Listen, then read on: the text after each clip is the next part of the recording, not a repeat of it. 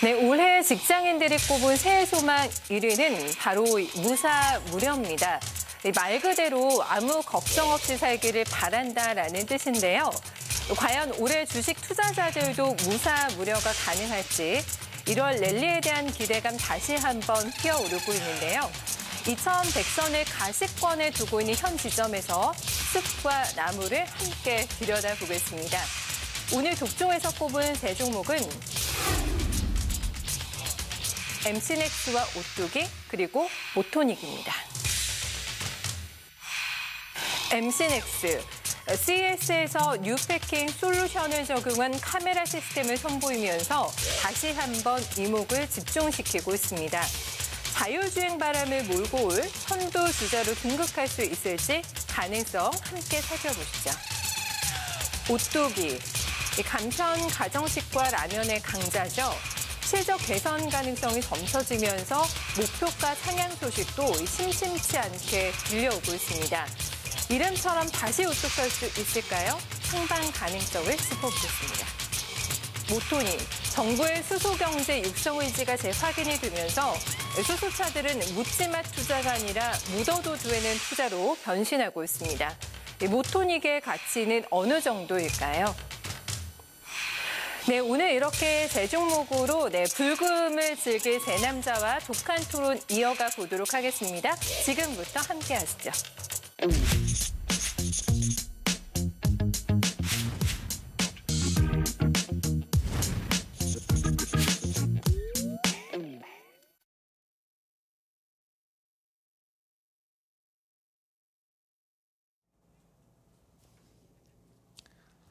시청자 여러분 안녕하십니까?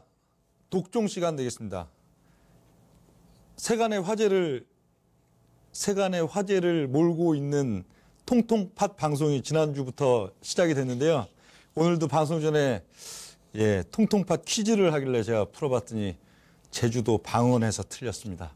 이렇게 어려운 문제를 내면 이건 이 시청자분들을 우롱하는 거죠. 이걸 어떻게 맞추나요? 어떻게? 지금 신동준 전문가님은 맞추셨죠? 제주도 방언은. 네, 그건 맞았습니다. 어디서 틀리셨죠? 10번. 문제에서. 10번에서 틀렸군요. 너무 어려운 것 같아요. 그래도 60분 가까이 오늘도 마시셨더라고요. 자, 오늘 이제 우리 독종 프로그램은, 오늘 독종 프로그램은, 이미 소개를 드렸네요. 박근호 전문가님과 신동준 전문가님 함께 하겠습니다. 안녕하십니까? 안녕하십니까? 네, 안녕하세요. 새해 들어서 장세가 좀 오르긴 한 것 같은데, 느낌이, 체감 느낌이. 길게 보면 아직도 초바닥권이고, 예. 최근에 보면 하반 경직성은 어느 정도 좀 구축이 된 것 좀 같더라고요. 그렇죠. 새해 느낌 어떠세요? 네, 지난 연말에 한번 제가 여기 또 특별 출연했었잖아요. 그때는 좀 시장이 좀 어렵다. 이제 방어적인 어떤 전략이나 종목들을 좀 많이 말씀드린 것 같은데, 오늘은 좀 공격적인, 신년부터 좀 공격적인 투자를 해볼 만한 어떤 분위기가 좀 연출되는 게 아닌가 싶고요. 최근에 지수도 이중바닥을 좀 확인해 줬기 때문에 제가 볼 때는 1월, 2월 달은 좀 강한 어떤 흐름이 좀 저는 전망하고 있습니다. 네, 그러시군요. 그럼 오늘도 이제 독종의 이 독한 종목, 첫 번째 종목은 MC넥스가 되겠습니다. 박근호 전문가님께서 가져오셨는데요. 네. MC넥스 모르시는 분들은 별로 안 계실 거예요. 이제 코스닥 쪽 종목들 많이 하시는 분들은. 그러니까 크게 보면은 이제 블랙박스, 그다음에 카메라 모듈 쪽 이렇게 보시면 될 것 같은데, 카메라 모듈 같은 경우는 이제 스마트폰이랑 자동차 전장 쪽. 근데 지금 MC넥스 같은 경우는 스마트폰이랑 자동차 전장 쪽에 모두 지금 호재가 있기 때문에 일단 좀 약간 관심을 좀 있게 볼 필요성이 있어서 MC넥스를 좀 준비를 해봤습니다. 일단 최근에 CES에서 자율주행 쪽에서 이제 또 MC넥스가 참여를 하면서 시장에서 관심을 살짝 받긴 했는데 그런 것들은 실적에 그 영향을 미칠 부분은 아니고 단순히 그냥 어떤 센치 쪽에서 보시면 될 것 같고, 이제 카메라 모듈 쪽 이제 아까 말씀드렸듯이 스마트폰과 자동차 전장 쪽 두 개로 나눠서 봐야 되는데, 작년에 이제 삼성전자가 그 갤럭시 A 신제품 발표하면서 이제 4X 펀이라는 초대장을 발송을 했어요. 왜 웃으세요? 웃겨? 저 지금 화면이 나왔어요. 네. 4X 펀이라는 이제 그 초대장을 발표를 좀 했는데, 이게 4X 펀이 무슨 뜻이냐면은 4개의 카메라가 이제 사용자들을 즐겁게 해준다라는 뜻으로 이제 죄송합니다. 4X 펀이라는 초대장을 발송을 했는데 이번에 이제 얼마 안 남았죠. 갤럭시 S 이제 플래그십 갤럭시 S10 이제 시장 발표가 얼마 안 남았는데 갤럭시 S10에는 카메라가 이제 5개가 들어갈 것이다라는 시장에 조금 사전 어떤 조사 뉴스가 좀 있었죠. 우리가 보통 스마트폰을 제가 지금 갤럭시 S8을 들고 있는데 저랑 이제 야인시대 같이 하는 문서진 전문가가 갤럭시 S9을 갖고 있어요. 근데 2개를 같이 놓고 보면은 아무런 차이가 없습니다. 전혀 차이가 없어요. 약간의 크기 차이 빼고는 성능이라든가 이런 게 디자인이라든가 구별을 하기 힘들 정도로 그래서 갤럭시 8을 쓰는 분들이 갤럭시 S9으로 보통 우리가 얘기하는 기변을 할 이유가 없는 거죠. 이제 기변에 대한 어떤 욕구가 없는 건데 이번에 갤럭시 S10 같은 경우는 디자인적인 측면에서도 마찬가지고 카메라적인 측면에서 많이 변화가 있어요. 이제 하드웨어 쪽에서 보통 그러니까 핸드폰을 보면 위에 이제 베젤이라고 이렇게 까만 부분 있잖아요. 화면에 안 나오는 부분. 이게 이제 없어집니다. 위아래로 다 없어 완전 올 스크린으로.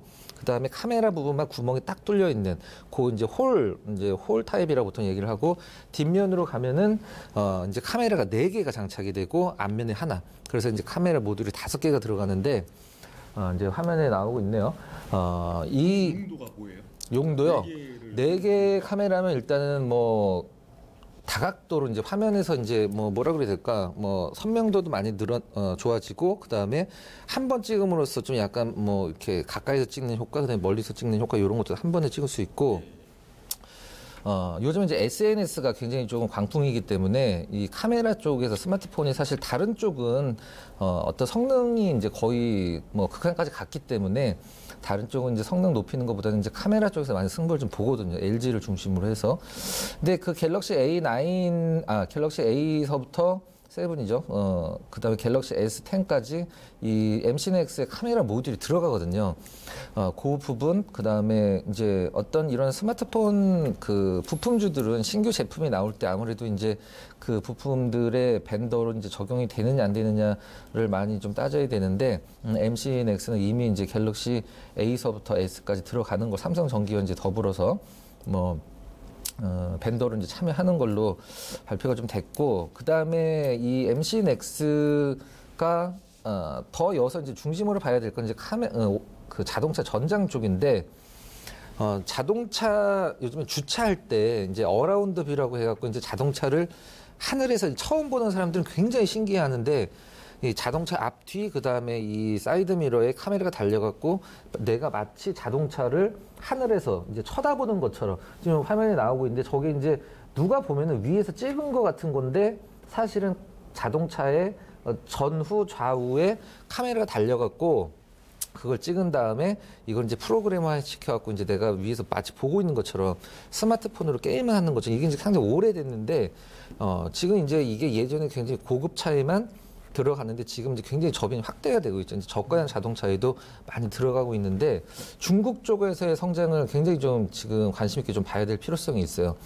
벤츠가 어느 나라 건지 혹시 아세요? 벤츠? 지분을 네, 네. 중국에서 중국이죠. 네, 대주주가 이제 중국인데 길리 자동차인데, 길리 자동차가 볼보는 100% 갖고 있고 이제 벤츠는 10% 내외를 갖고 있어서 이제 최대 주주인데, 이 길리 자동차와 볼보 자동차에 들어가는 100%가 이제 MCNX 거고, 지금 중국에 이제 그 글로벌 업체들이 생산 공장이 굉장히 많잖아요. 외국 자동차들이. 거기에서 49%가 MCNX의 카메라 모듈을 씁니다. 근데 이 기술력이 얼마나 좋냐면 2017년도에 납품한 그 몇십만 개 카메라 모듈 중에 불량품이 딱 하나 나왔대요. 불량품이 딱 하나. 그래서 요 자동차 전장 쪽의 카메라 모듈의 성장성이 어느 정도냐면, 일단 2017년도에 59억 정도, 그 다음에 매출이죠. 2018년도에 120억 작년, 그다음에 올해 이건 좀 약간 그 기사에 나와 있는 거긴 합니다만은 작년에 120억, 올해 이제 900억까지 매출이 어느 정도 확보가 될 것이다라고 시장이 좀 예측을 좀 하고 있어요. 그래서 요 부분들이 MCNX의 어떤 그 성장성을 조금 이끌지 않을까라는 생각을 좀 하고 있습니다. 그리고 실적 보면 사실 차트를 잠깐 월봉으로 차트를 한번 잠깐 보여주시면 우리가 보통 실적이 주가에 반영이 된다라고 표현을 했을 때 월봉으로 보여주시면 이게 이제 작년이 언젠가 작년보다 재작년보다 작년이 실적이 좋은데 2017년보다 2018년의 실적이 좋은데 주가 흐름은 별 차이가 없어요. 별 차이가 없고 올해 또 갤럭시 A, S10 그다음에 중국 쪽에서의 어떤 자동차 카메라 모듈 전장 쪽 요것들로 해서 분명히 2018년도에 보다 2019년도에 어떤 성장성을 시장에서 뭐 어느 정도 실질적인 측면에서 담보를 하고 있는 상황인데 일단은 최근에 뭐 차트도 좋고 뭐 일봉상으로 봐도 차트가 좋고 최근 움직임은 약간 CES 영향을 받기도 한 것 같긴 합니다만은 이제 뭐 단서를 달아서 말씀을 드리면 실적이 주가에 반영이 되고 저평가된 주식이 제자리를 찾는다라는 전제 조건에서 보면 MCNX의 지금 제자리는 조금 굉장히 좀 싸지 않을까라는 좀 생각을 하고 있습니다. 네. 예, 이 투자자분들이 한번 많이 졌던 종목이잖아요. MCNX요? 예, 2015년인가 이제 막 그쵸, 스마트폰 카메라 열풍 적자 나고 막 재작 3년 전까지 적자였으니까 그러니까 주가가 크게 올랐었잖아요. 상당히 이것도 코스닥의 시가총액은 작아도 굉장히 주가가 많이 오르고 대중 투자자분들이 많이 또 뛰어들고 했던 종목인데 2015년 얘기예요. 그러고 이제 또 실적도 좀 꺾이고 뭐 재작년 같은 경우에 적자도 나오고 하면서 또 주가 쭉 이제 늘어져 있다가 작년도 이미 턴어라운드 시작을 했단 말이에요. 거의 한 200억 가까이 영업이익이 또 나기 시작하는 단계니까. 근데 또 오늘 설명을 들어보면 올해는 또 매출이나 이익이 더 늘어날 수 있는 그런 면들이 있는데요.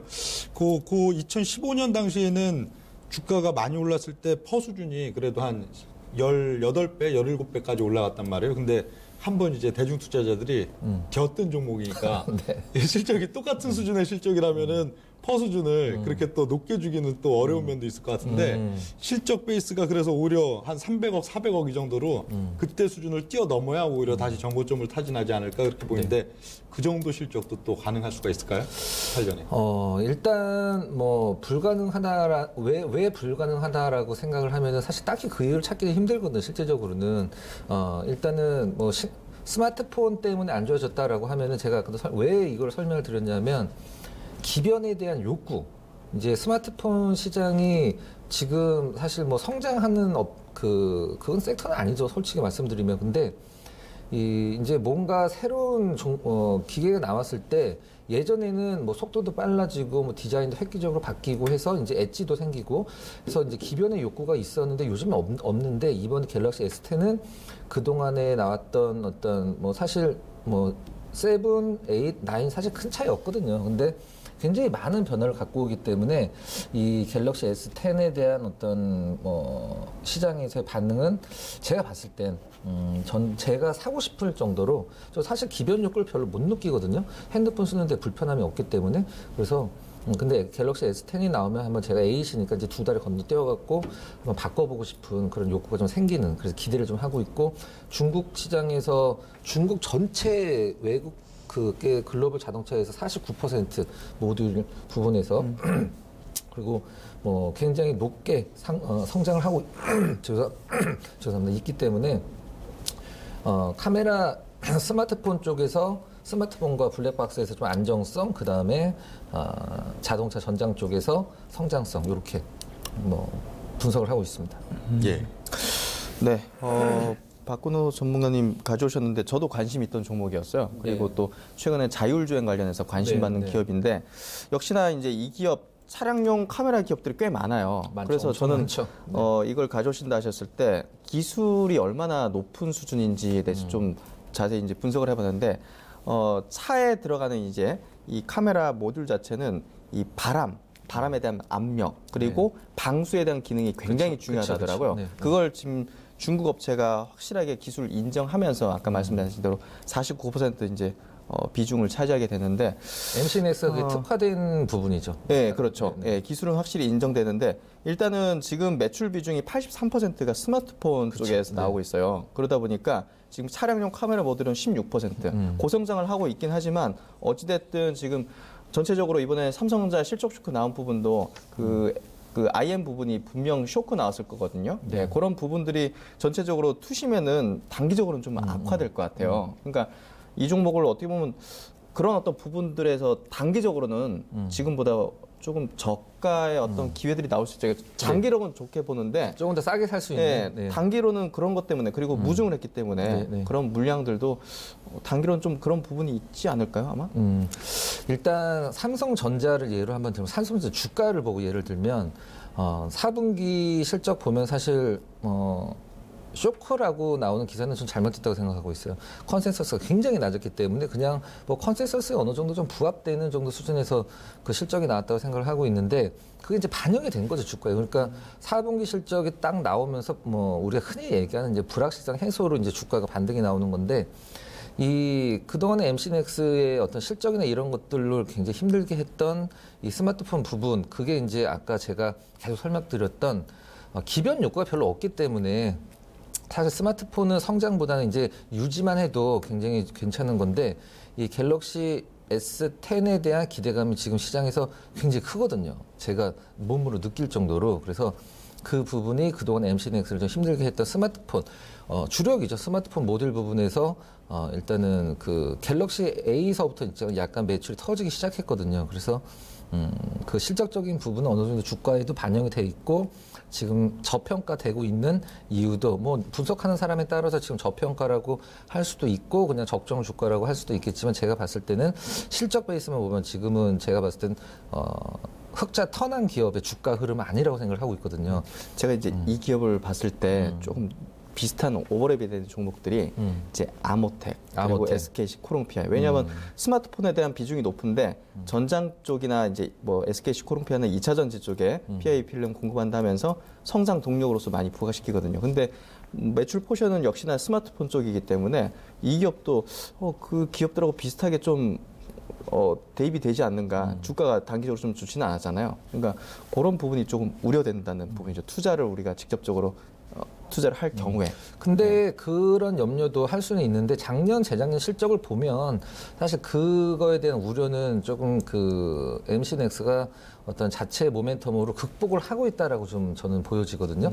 만약에 뭐 삼성전자 스마트폰이 뭐 실적이 둔화되고 있다라고 하면 MC넥스가 삼성 쪽 벤더면서 뭐 스마트폰 매출이 주력이고 80%가 넘을 정도로 그런 실적이 줄어야 되는데 지금 뭐 자동차 전장 쪽과 함께 어느 정도 굉장히 많이 좀 자체적으로 극복을 하고 있다라고 저는 생각을 하고 있습니다. 실적을 보면. 그래서 뭐 작년 같은 경우는 3분기에 재작년 5분기 실적은 이미 넘었기 때문에 뭐 4분기 실적은 크게 뭐 신경 안 써도 될 것 같고 앞을 보고 네.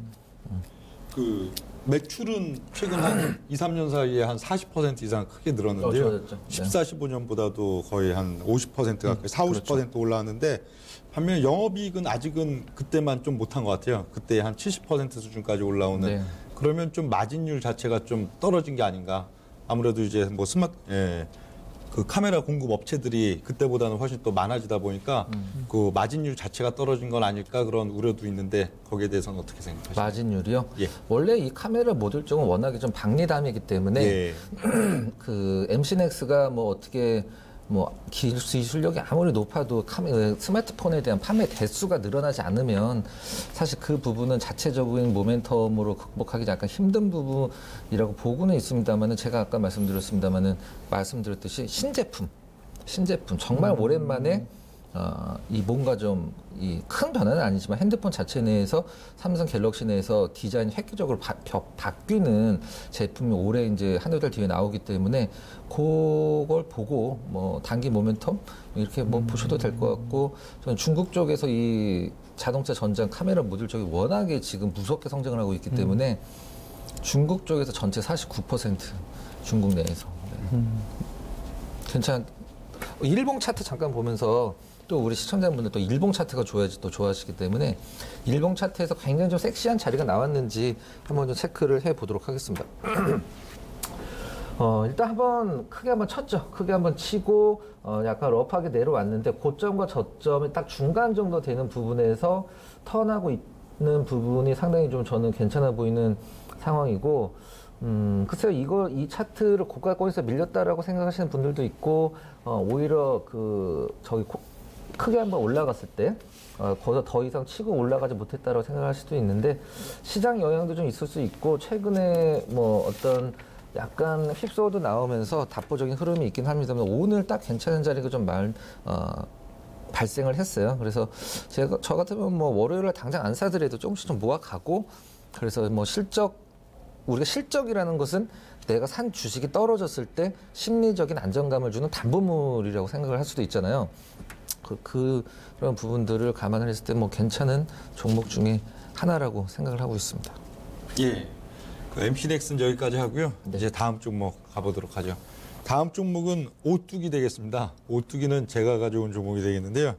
예, 오뚜기는 뭐 여러분들 다 아시다시피 뭐 진라면, 진짬뽕 그리고 뭐 냉동식품들도 있고요. 카레도 있고 뭐 그런 오뚜기가 되겠습니다.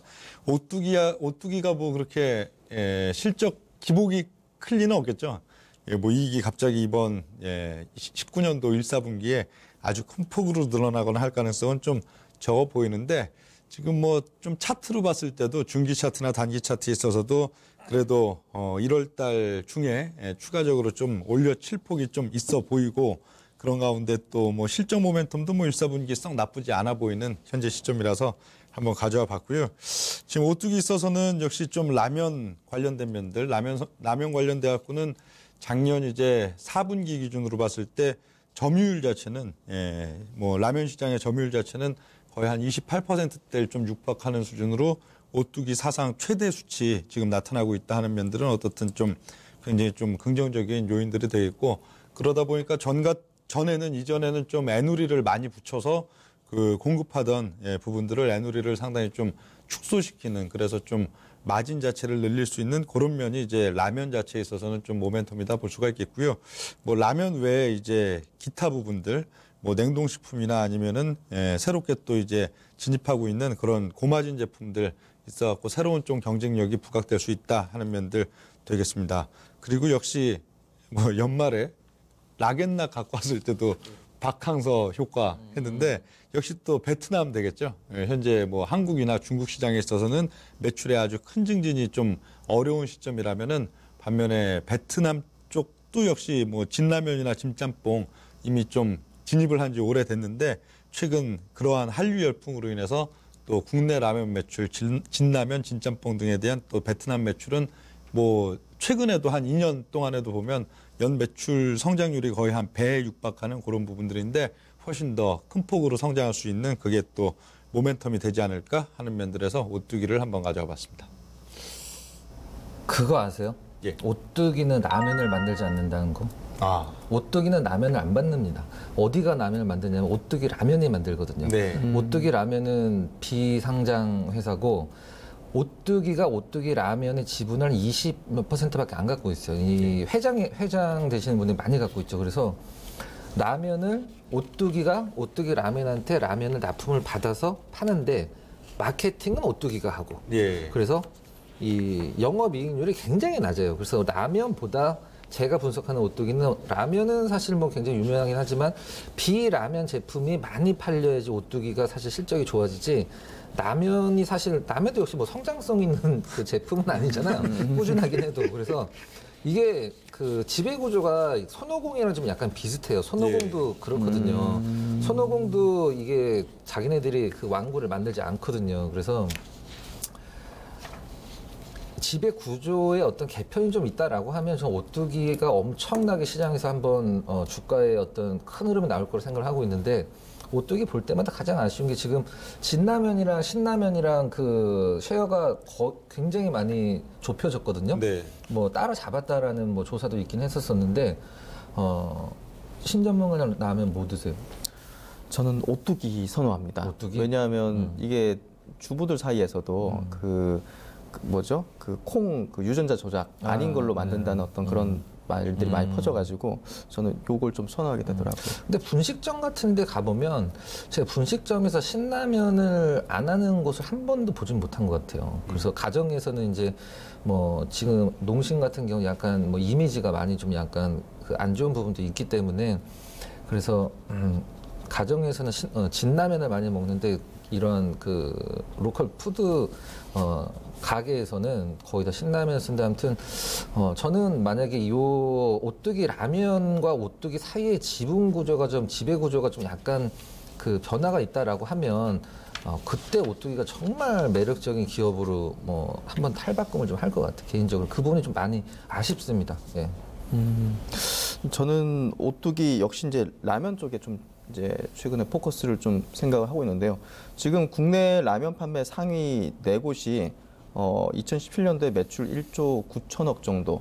그러니까 2016년보다 감소했어요. 그러니까 라면 전체적인 국내 내수 시장이 감소를 하고 있기 때문에 농심의 이제 점유율을 어느 정도 좀 뺏어온다 하더라도 아까 말씀하셨듯이 순이익률도 좀 낮은 편이고요. 또 이제 성장의 어떤 제한이라고 될까요? 그런 부분이 좀 크다고 생각이 되거든요. 그래서 제가 볼 때는 오뚜기라는 기업이 농심이라든지 뭐 삼양식품 같은 기업보다는 해외 어떤 판로를 개척한다든지 해외 수출하는 부분이 좀 약한 것 같아요. 그래서 최근에 보면 아까 말씀하신 대로 이제 베트남이나 동남아 쪽으로 늘리긴 하는데 수출 정책들을 좀 강력하게 많이 펴고 있는 건지 그게 제가 볼 때는 이 기업을 투자를 해볼 수 있을지 말지에 대한 판단 기준이 될 수 있을 것 같고요. 지금 밸류 수준도 퍼 기준으로 보더라도 다른 음식료 기업 대비해서 굉장히 매력적인 밸류는 아니거든요. 그러니까 제가 볼 때는 성장 동력이 있느냐인데 그거는 결국 뭐 CJ라든지 농심이라든지 삼양식품처럼 해외에서 매출을 얼마나 성장시키고 있느냐 그게 포인트인 것 같거든요. 그게 없으면 저는 크게 메리트를 못 느끼는 것 같아요. 그게 있으셔서 이렇게 가져오실 건가요? 아니면? 네, 저도 조사를 해봤는데 따로 있진 않더라고요. 저도 베트남에서 무언가 오뚜기가 예를 들어 뭐 박항서 감독을 모델로 한다든가 그래서 아주 공격적인 뭔가 마케팅을 펼치고 있는가 하고선 조사를 해봤더니 그런 건 없고요. 수년 전부터 그쪽 라면 시장에 진출을 해서 해마다 매출액 자체는 그래도 거의 배 가까이 늘고는 있는 상태이다까지는 있는데 아직은 아직 공격적인 뭔가 획기적인 마케팅이 새로 들어가 있는 것 같지는 않은데 마케팅을 여기서 동사에서 내지는 않는 대신 박항서 효과의 힘이 워낙 세기 때문에 플러스 알파의 효과가 나타날 가능성은 좀 있지 않을까. 오뚜기도 아쉬운 점이 뭐냐면 진라면 가격을 계속 동결을 시키고 있단 말이에요. 지금 신라면은 가격을 계속 올리는데 진라면 계속 동결을 시키는데 진라면 빼고는 다 올렸어요. 사실 솔직히 말씀드리면 팩트로 보면. 근데 제가 예전에 우리 오뚜기 한 적 있었을 거예요. 어느 분이 갖고 왔는지 모르겠는데 자기겠나? 좋은 기업과 좋은 주식은 틀리다라고 생각을 하고 있거든요. 그래서 요즘 가뚜기 해갖고 좀 약간 도덕적인 기업의 어떤 그 모범 사례로 오뚜기가 많이 꼽히고는 있는데 주식 투자하는 데 있어서 그 소비자의 입장으로서 좋은 기업과 주식 투자하는 데 있어서 좋은 기업은 저는 완전히 틀리다. 저도 지금 그 질문을 드렸던 거예요. 박항서 효과 비롯해서 그런 얘기를 말씀하셨는데 우리가 이 종목을 투자를 해가지고 돈을 벌 수 있을지 아닐지 장기적으로 성장을 같이 누릴 수 있을지 그 여부를 봐야 될 것 같거든요. 저는 내가 지금 1억 있으면 이걸 투자를 해볼까? 이 생각이 들지는 않는 것 같아요. 아직까지 제가 분석해 보니까. 그래서 기업 가치와 또 이 투자해야 될 것과는 또 좀 별개다 하신 것과 마찬가지로 투자에 있어서도 이걸 단기 투자 단타를 칠 것이냐 아니면은 장기적으로 이걸 투자할 만한 가치가 있느냐인데 장기적인 투자 가치로 보면 사실 뭐 이 기업이 퍼가 굉장히 높아요. 거의 한 15배 이상 되는 그런 면들이니까 장기 투자에서 중박 대박 내기는 굉장히 어렵겠죠. 제가 아까 오뚜기 제 포인트는 오히려 좀 단기적인 면이 되겠습니다. 그래서 오뚜기 이렇게 딱 보는데 차트를 딱 보니까 이 차트는 굉장히 이쁘게 그렇죠. 차트는 왠지 1월달 5월 중에 한번 짚어주시죠. 그렇죠. 일봉 차트 한번 볼까요? 뭐 조금 아까 흐름이 세코닉스랑도 뭐 이 시가총액 차이는 상당히 있어도 좀 비슷한 양상인데요. 그 작년도 그 연말에 쭉 빠지는 구간들이 한 번 있었고 그 이후로는 이제 좀 좌우 대칭이죠. 왼쪽과 오른쪽 그리고 그 가운데 이제 낙폭 있는 구역들이 상당히 좌우 대칭해서 일치하는 그런 양상들 나타나고 있는데 지금 뭐 흐름으로 봤을 때는 지금 현재 장세 흐름에서 뭐 1월달 월중 흐름에서 저 직전 고점 라인인 뭐 한 87만 원, 8만 원 그 정도 추가적인 상승세가 좀 나타날 가능성이 상당히 높아 보여서 그 정도면 그래도 한 10%가 좀 넘을 수가 있으니까요. 무슨 일이 있었나요, 저 때? 저도 그건 잘 기억이. 그냥 빠진 흐름은 아닌 것 같은데 제가 봤을 때. 시장 요인과 같이 연동되지 않았을까요? 그때가 10월 달이니까. 예. 저때 이제 오뚜기 제가 관찰을 하고 있었었는데 그 이제 최저임금 인상되면서 음식료 기업들이 뭐 신세계 푸드, 뭐 CJ 프레시웨이 음식료 같이 빠지더라고요. 그때 오뚜기가 빠져서 저도 관심 갖고 있었어요. 그래서 단기적인 포인트로 한번 노려볼 수 있지 않을까 그런 생각이 들었던 기업이거든요. 그래서 장기적으로 한번 투자 포인트가 없을까 그런 어떤 생각을 하는 차에 가져오셔가지고 한번 그런 포인트를 한번 질문드려본 거예요. 예, 뭐 투자 포인트라면 뭐 베트남 정도밖에 특히 뭐 뚜렷하게 있는 건 없어 보이고요. 오히려 차트 요인 내지는 단기적인 뭐 단타용 예, 그 정도로 좀 볼 수가 있겠습니다. 네. 네, 그럼 이 종목은 또 여기서 이 정도로 마무리를 할까요? 약간 이른 것 같기도 한데. 아, 약간 이른가요? 네. 그럼 좀 뭐 라면 얘기 좀 더 할까요? 그거 예. 요즘 최근 나온 신제품 네. 미역국 라면 드셔보셨어요? 아, 저 먹어봤어요. 저는 한 번 먹어봤는데 2번은 안 먹을 것 같던데. 맞아요. 미역국 라면 얘기를 제가 적어놨는데 안 드렸구나. 아, 그거 저도 굉장히 좋아해가지고 가끔씩 입맛에 맞으셔서. 예, 그러니까 지금 이거 오뚜기 라면을 제가 선호한다고 말씀드렸던 게 예. 신제품을 내놓는 게 농심 거도 먹어보긴 하지만 오뚜기에 계속 손이 가고 계속 가게 되더라고요. 예. 저는 이제 뭐 음식을 하진 않으니까 미역국을 끓여본 적은 없는데 저는 미역이 물에 부르면 그렇게 커지는지 이번에 진짜 처음 알았어요. 예. 그 정말로 그 미역국 라면을 보면 미역이 들어있어요? 예, 들어있는데 너구리의 다시다처럼. 예, 아니. 그렇게 있는 게 아니에요? 약간 조금 콩알 이렇게 조금 이렇게 어떻게 보면 좀 약간 깨 같은 게 막 이렇게 들어있는 조금 큰. 네. 근데 그게 물에다 끓이면 예. 미역이 엄청나게 진짜 커집니다. 예. 깜짝 놀랄 정도로 정말 많이 들어있어요, 미역이. 예. 그래서 개인적으로는 이제 밥 말아 먹을 때는 굉장히 좋은데 이 라면만 먹을 때는 이렇게 제 입맛엔 딱히 이렇게 아무래도 매운 라면이 좀 약간 길져져서 그런가? 예. 딱 이름만 들었을 때도 이걸 먹어야겠다보단 별로 손이 안 갈 것 같다인데 저 또 화면을 보니까 라면 조금 전에 나왔거든요. 네. 그 너구리에 전 솔직히 다시마죠. 네. 다시다가 아니고 다시마가 굉장히 맛있거든요. 뭐 그런 컨셉이라면은 미역국 라면도 은근히 또 맛있을 것 같기도 하고 주말에 한번 먹어봐야겠네요. 네. 모멘텀 중에 하나예요, 지금 시장에서. 그러니까 이 얘기는 이제 신제품들을 내놓는데 그게 농심보다는 인기가 더 많았던 거예요. 네. 그러니까 점유율도 올라가고 이렇게 좀 되는 게 아닌가 그런 생각이 들더라고요. 네. 네. 예, 그럼 이제 다음 종목 가야겠네요. 다음 종목은 신동준 전문가님이 가져오신 모토닉 되겠습니다. 네, 모토닉 굉장히 좀 생소한 기업일 수 있을 것 같은데요. 이 기업은 이제 자동차 부품 회사예요. 특히 이제 현대 기아차에 이제 대부분의 이제 부품을 공급하는데 역시 이제 어떤 부품을 공급하고 이제 그 부품이 어느 정도 기술적인 난이도와 진입 장벽을 갖고 있는가 굉장히 핵심 포인트인데 우리가 이제 엔진에는 자동차 엔진에는 이 연료랑 공기가 같이 들어가서 연소를 하면서 피스톤을 움직여 가지고 이제 자동차가 굴러가게 되는 거잖아요. 근데 이제 엔진에 가솔린을 쏘거나 혹은 이제 LPG 차량은 기체 LPG를 쏘게 되겠죠. 근데 그 엔진의 성능에 굉장히 중요한 포인트가 이 연료를 분사했을 때 공기와 어느 정도의 비율로 들어갈 수 있느냐. 그리고 그 들어가는 포인트에서 압력을 어떻게 제어하고 조절할 수 있느냐. 이게 엔진의 굉장한 성능의 중요한 포인트거든요. 그래서 그런 부품을 예전에는 전량 100% 수입하던 이제 우리나라였는데 이 모토닉이라는 기업이 이제 현대 기아차하고 같이 연구 개발을 해가지고 100% 국산화를 이뤘어요. 그러니까 굉장히 국가적으로 굉장히 중요한 기술들을 개발한 거죠. 그래서 이 기업이 가지고 있는 기술은 아까 말씀드린 대로 액체나 기체를 엔진에 분사할 때 그거를 압력을 조절하고 제어할 수 있는 굉장히 진입 장벽이 높은 기술이다. 예, 그렇게 좀 알고 계시면 될 것 같고 이 기업은 제가 이제 그 독한 한마디로 가져온 게 현금 부자가 도전 정신도 있다. 이렇게 좀 표현을 했거든요. 그러니까 굉장히 안정적인데, 그러니까 현금을 많이 갖고 있는데도 불구하고 어떤 도전적인 성장의 어떤 포인트 그런 부분들이 있고 그걸 개발을 강력하게 하고 있다. 요 포인트거든요. 그러니까 아까 말씀드린 대로 이 기업이 가지고 있는 그 부품이 지금 현재 정부에서도 키우고 있는 신성장 동력 수소차에도 이제 핵심적인 부품으로 쓰인다는 겁니다. 결국은 이제 수소차도 이렇게 돌아가죠. 수소라는 이제 연료를 이제 연료 전지라는 특화된 이제 수소차에 들어가는 부품에 주입을 하게 되면 공기 중에 산소와 같이 결합을 시켜가지고 전기를 생성하죠. 그래서 전기차는 전기를 주입하는 거잖아요. 근데 수소차는 그 연료 전지를 안에 넣어놓고 그 안에서 수소를 넣어서 전기를 생성해서 가는 거거든요. 예, 그러다 보니까 어떻게 보면 이 기업이 굉장히 핵심적이면서도 중요한 기술들을 보유하고 있는 거고 이런 어떤 기술 부품을 현대 기아차에 지금 현재 유일하게 독점적으로 공급을 하고 있다는 거.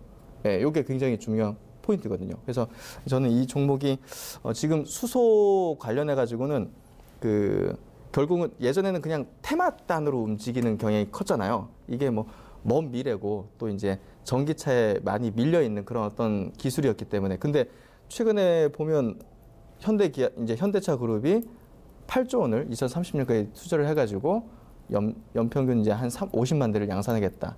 그리고 정부 역시나 지금 수소차에 관련된 정책 드라이브를 걸기 시작하면서 조만간 또 발표된다고 하죠. 수소 경제 활성화 로드맵. 그러니까 구체적인 어떤 계획들을 예산 집행할 수 있는 그 로드맵을 발표한다는 겁니다. 그러니까 그런 것들이 모이면서 이런 어떤 수소차 관련된 핵심 부품, 기술들을 가지고 있는 기업들의 모멘텀이 굉장히 강력하게 형성될 만한 포인트가 지금 만들어지고 있는 거거든요. 그래서 제가 이제 최근에 결국은 2019년도 어떤 섹터, 어떤 이제 트렌드를 좀 갈 수 있을까 이런 것들을 연구를 하다가 그 자동차 업종에 대해서 굉장히 관심을 갖게 됐습니다. 이 자동차 업종은 한 5년, 6년 동안 계속 빠지고 밀렸잖아요. 예. 근데 우리가 주가라는 거는 영원히 빠질 수는 없지 않습니까? 그리고 이제 그 기업이 망하지 않는 한.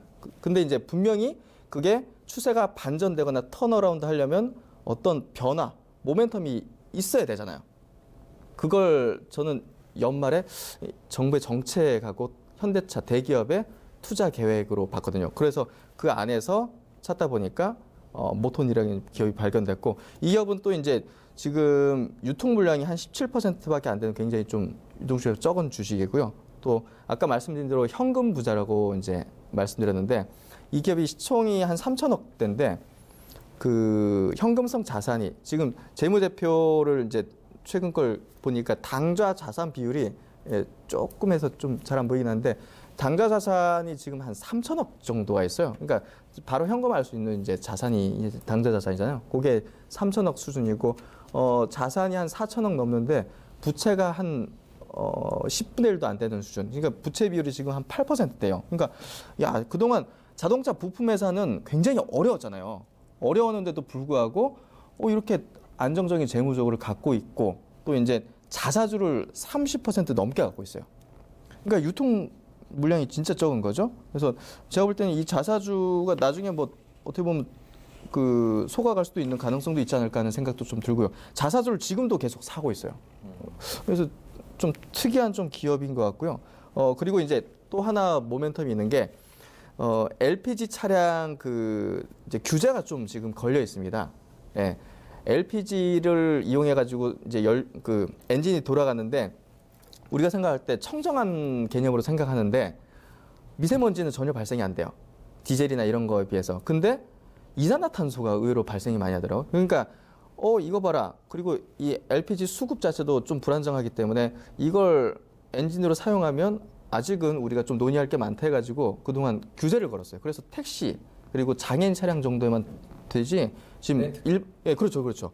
일반적으로는 지금 일반인들한테는 그 사용을 못 하거든요. 근데 그게 지금 2월 달에 임시국회에서 통과될 가능성도 없습니다. 왜냐하면 연구 자료가 디젤이나 가솔린보다 월등히 지금 친환경 그 데이터가 나왔다. 이렇게 해가지고 지금 국회에서 계류가 됐던 게 통과될 가능성이 있어요. 그래서 지금 현대 기아차에 유일하게 LPI 시스템 공급하는 이 기업이 그런 통과될 경우 수혜받는 어떤 모멘텀도 있기 때문에 제가 볼 때는 안정성 그리고 지금 업황의 턴어라운드 그리고 수소차라는 어떤 신성장 동력 이런 것들을 따진다면 제가 볼 때는 괜찮지 않을까요? 예.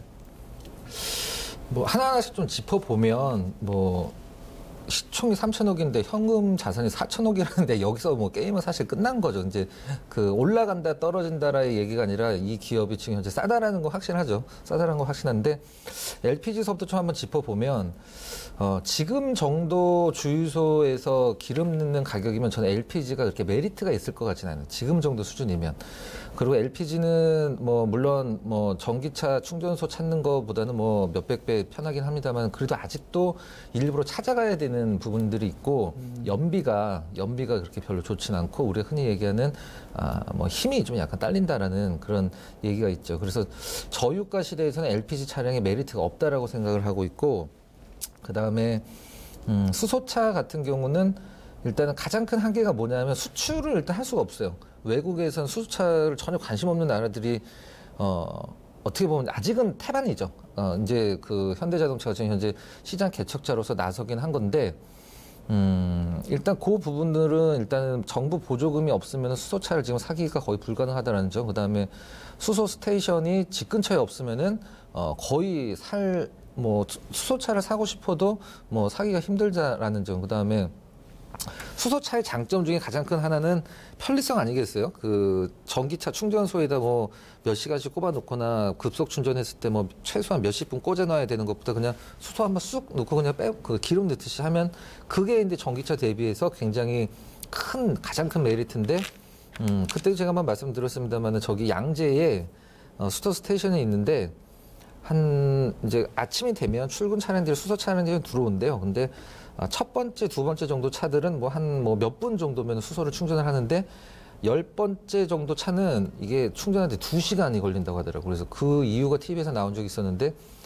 수소를 주입을 하는데 이 수소 탱크 안에 있는 압력 관리가 안 돼갖고 이게 압력이 높은 다음에 수소차에다 넣어야 되는데 몇 대를 넣다 보면 이 압력이 이제 수소 탱크에 압력이 떨어져서 그걸 다시 높이는 데까지 한두 시간이 걸린다는 거예요. 그러면 내 앞에 차가 몇 대가 있으면 나는 몇 시간을 기다려야 되는 거죠. 수소에서 넣을 때. 그 문제는 뭐 기술력을 해결한다고 치고, 그 다음에 지금 정부 정책에서 이제 수소 쪽 나왔는데, 이 소비자가 선택하는 것과 만약에 뭐 정부에서 태양광을 뭐 이렇게 한다. 이런 것과 뭐 수소 쪽에 뭐 드라이브를 좀 걸겠다 이런 거는 일단 소비자가 선택을 하는 건 소비자가 싫으면 사실 선택은 안 하면 되는 거거든요. 그래서 이런 부분들은 뭐 정부에서 밀겠다라는 것은 정말 뭐 가장 좋은 호재 중에 하나지만 긴 안목으로 봤을 때는 저도 전기차보다 수소 시장이 더 성장성은 정말 월등하다고 보고 있지만 이게 과연 작년에 모토닉이 현대자동차에 수소 쪽 부품을 납품을 해서 얼마를 벌었을까? 이 정도는 저는 좀 약간 그건 좀 약간 좋지만 지금 많이 매출이 안 나온다라는 건 앞으로 성장성이 무궁무진하다는 뜻도 되지만 조금 요원한 그런 느낌이지 않을까 개인적으로 그렇게 생각하고 있습니다. 네, 아까 첫 번째 이제 LPG 쪽에 이제 약간 좀 경쟁력 문제인데 이 부분은 이제 LPG 차량이 굉장히 사람들한테 선호될 거냐 아니면 좀 저렴하냐 이제 요 문제는 제가 그렇게 잘 알지 못하는 것 같아요. 이 차를 몰아보지도 않았고 근데 이제 아까 이제 LPG 쪽의 규제 완화 문제는 이제 모멘텀이죠. 예, 그게 통과된다면 어찌됐든 2000cc 이하 승용차까지 그리고 현대 기아차 라인업에 이 LPG 차량을 공급을 할 수 있고 양산을 할 수 있기 때문에 이 기업에 대한 기대감 유일하게 공급하고 어차피 있습니다. 지금보다는 예. 훨씬 좋아질 거니까. 예, 뭐 그렇죠. 예, 그래도 더 팔리긴 할 거니까 그런 포인트로 저는 생각을 하고 있고요. 이제 수소차는 이제 12월부터 굉장히 좀 깊이 있게 좀 분석을 했는데 해외에서도 이제 전기차에 집중을 하긴 하지만 지금 중국이나 일본 그리고 유럽, 미국 등지의 지금 수소차에 관련된 정책들을 보면 동일하게 육성을 하고 보조금을 지급을 하고 있어요. 그러니까 최근에 문재인 정부가 수소차를 육성한다, 지원해준다 얘기가 나오는 게 우리나라만 우리나라가 전기차가 좀 뒤지니까 그쪽으로 밀어서 그쪽은 퍼스트 무버가 되겠다 이런 개념이 아니라요. 외국에 비해서 현저하게 지원을 못 해주고 있었어요. 결국 수소차는 전기차보다 우리 승용차 단으로는 단점이 좀 많다고 생각을 해요. 근데 지금 현대차 그룹이 울산에 연료전지 발전소를 지금 건립을 하고 있어요. 그러니까 이 산업 자체가 지금 수소차에 국한된 건 아니고요. 수소차보다는 오히려 에너지의 패러다임에 어떤 주도권을 지겠다는 개념이 굉장히 크거든요. 그렇기 때문에 저는 차에 국한해서는 솔직히 전기차에 비해서 경쟁력이 압도적이다 이렇게 얘기할 수는 없을 것 같고요. 하지만 지금 수소차는 전기는 어찌됐든 전기를 생산하기 위해서 여러 가지 화력이라든지 원자력이라든지 완전히 청정하다고 볼 수가 없거든요.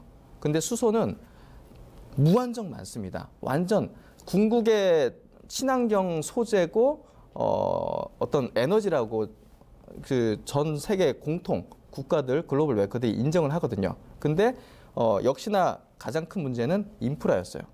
예. 수소 충전소 하나 만드는데 30억 들잖아요. 근데 일본은 수소 충전소 만드는데 30억 드는데 26억을 지원을 해줘요. 그러니까 일본은 굉장히 많이 지금 수소 충전소가 많습니다. 근데 우리나라는 지금 전국이 몇 개입니까? 12개인가?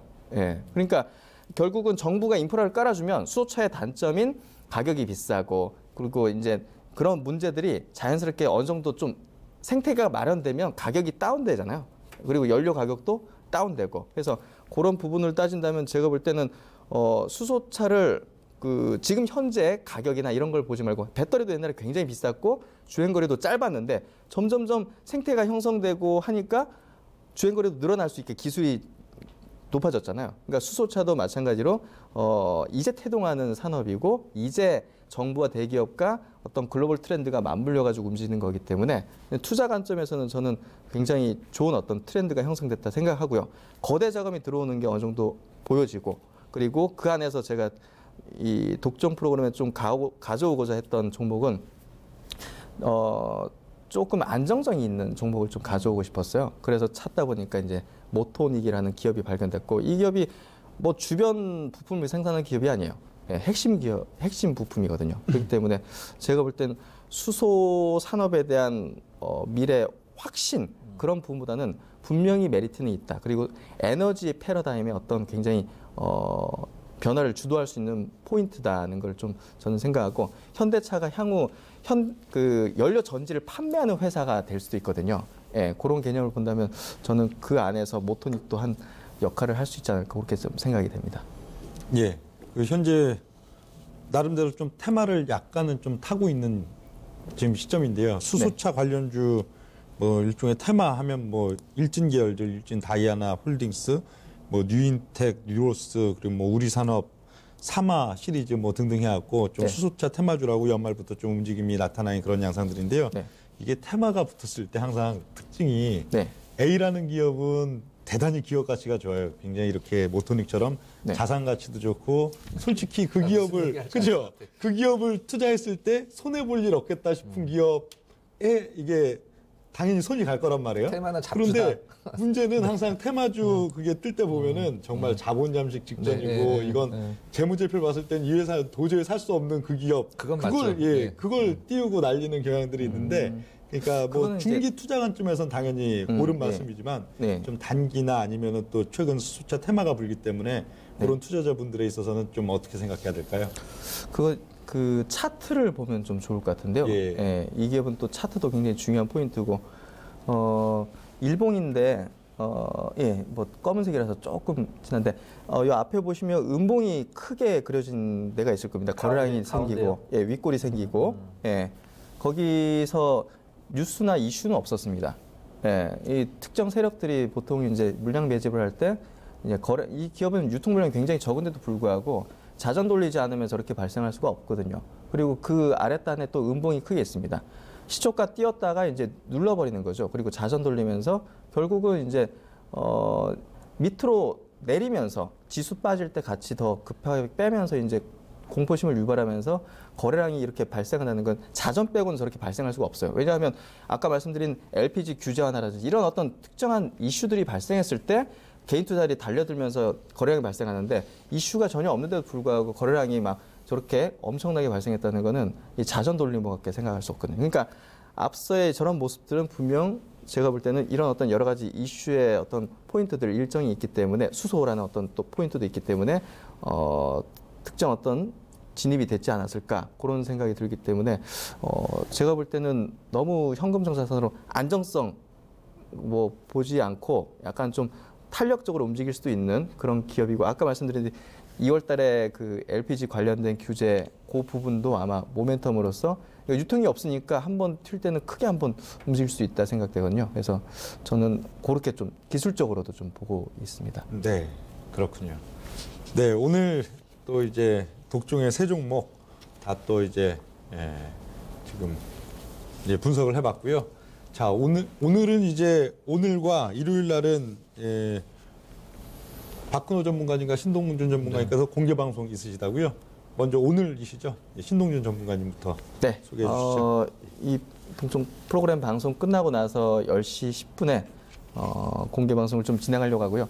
아까 말씀드린 작년 하반기에는 굉장히 좀 보수적인 투자를 했습니다. 근데 올해 1월 달은 제가 볼 때는 개별 섹터, 개별 테마 단으로 강력한 좀 종목 장세가 좀 예상이 되기 때문에 제가 볼 땐 1월 달에 좀 핵심 주도주를 좀 투자를 한다면 높은 수익률을 낼 수 있다 생각합니다. 그래서 그런 어떤 내용을 한번 공개 방송을 10시 10분에 한번 진행해 보도록 하겠습니다. 네. 저는 일요일 8시죠. 일요일 8시에 이제 온라인에서 여러분들 찾아뵐 텐데 주제는 개인 투자자들은 누구나 이런 생각을 하실 거예요. 내 주변에는 주식으로 돈 번 사람 많다라고 뭐 얘기를 듣는데 나는 왜 주식으로 돈을 못 벌고 있나. 장이 좋을 때도 손실이 나고 장이 나쁠 때는 손실이 더 나고 이 문제에 대해서 좀 우리 시청자 여러분들과 허심탄회하게 얘기를 할 텐데 저는 원래 공개 방송에서 주식 얘기를 잘 안 하거든요. 이 멘탈 관리에 대한 얘기만 주로 하는데 준비를 좀 많이 했어요. 그래서 내가 과연 주식으로 돈을 벌 수 있을까라고 생각을 하시는 분들은 1월 8시에 한 분도 빠짐없이 들어오시기 바랍니다. 아마 후회 없도록 많은 자료 준비를 했으니까 8시에 일요일 날 뵙도록 하겠습니다. 네, 오늘 밤 10시 10분 공개 방송과 또 일요일 저녁 8시 공개 방송 또 많은 도움 받으시고요. 자, 우리 이제 독종은 여기서 이제 오늘 마무리를 또 짓고요. 다음 주 어느덧 이제 1월 달에 또 중순으로 접어들고 있습니다. 시장에 있어서도 뭐 미중 무역 전쟁이 상당히 좀 긍정적으로 해결될 조짐도 있고 그런 좀 시점들인데 굉장히 뉴스도 많고 변수도 많을 걸로 보이는 다음 주인데요. 우리 투자자 여러분들도 좋은 대응 있으시고 좋은 수익 있으시길 바라겠습니다. 저희는 여기서 마무리 짓겠습니다. 감사합니다. 네.